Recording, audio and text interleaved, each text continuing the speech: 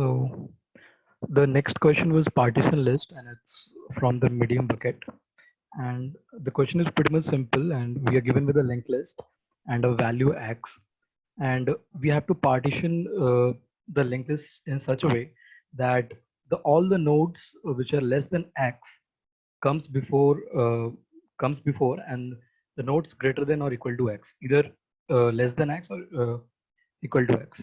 So uh, in this case, if we have a linked list 1, 4, 3, 2, 5, and 2, and we are given with a x equals to 3, so we have to partition it the linked list in such a way that all the nodes which are less than 3 comes before. So 1, 2, and 2. So this are coming before 3, and 4, 3, and 5. We don't care about the other things.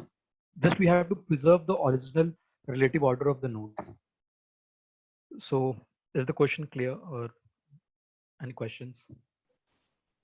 So one clarification. Suppose there are multiple 4. We need to maintain the order of sorry, multiple 3, right? In this case, we are partitioning based on 3 or 4. So we are partitioning on the basis of the number provided, like it's x equals to 3. So it may be x equal to 7, 9, anything, but Okay. We have to like add all the nodes which are less than or equal to x, whatever the values x have. So in this case, the x is 3. So we see 1, 2, and 2, which are lesser than 3. So 1, 2, and 2. It should be in the same order the linked list is in, and the other 4, 3, 5 will be in the same order. So we can't change the relative order of the linked list as well. I see.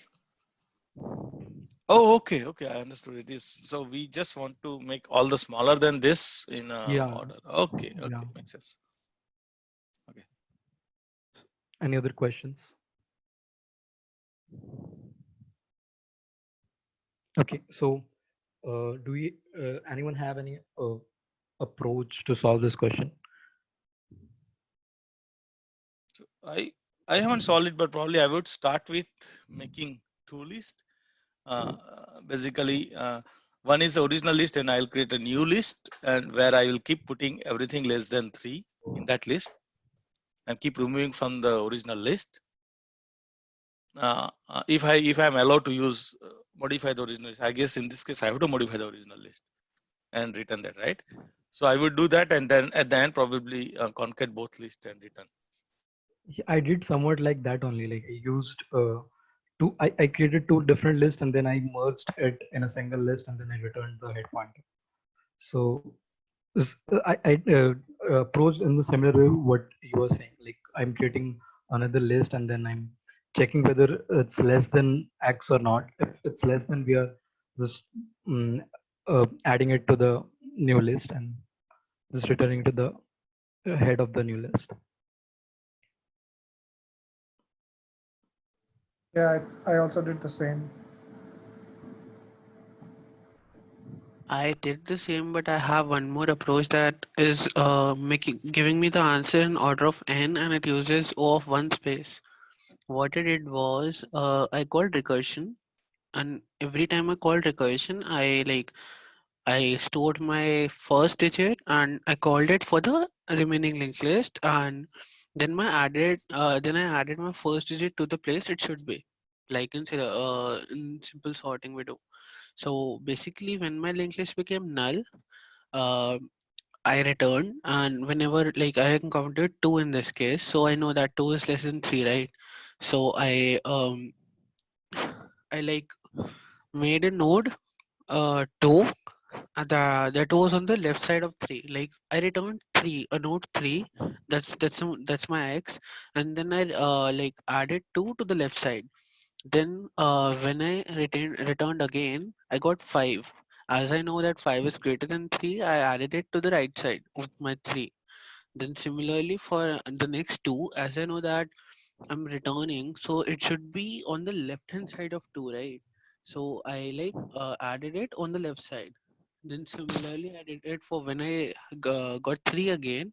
I had a flag parameter that gave me false, As in, I've encountered 3 once. Now, if I'll encounter 3 again, so I'll place it on the left hand side of 3.